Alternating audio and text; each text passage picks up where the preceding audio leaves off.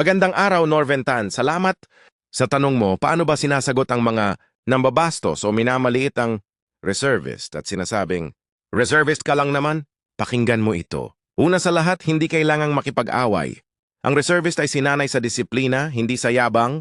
Kapag may nagsabi ng ganyan, sagot lang ng mahinahon, oh, reservist ako. Civilian na handang tumugon kapag tinawag ng bayan. Ikalawa, ipaalala ang papel.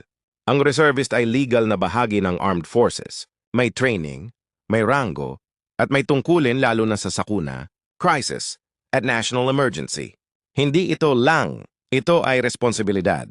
Ikatlo, tandaan ng taong nambabastos kadalasan walang alam. Hindi mo kailangang patunayan ang sarili mo sa lahat.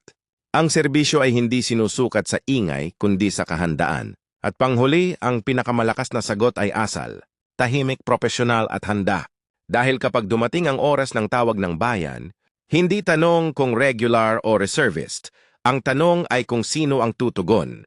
Kung may nakarelate, i-share ito. Follow para sa malinaw at totoong reservist talk.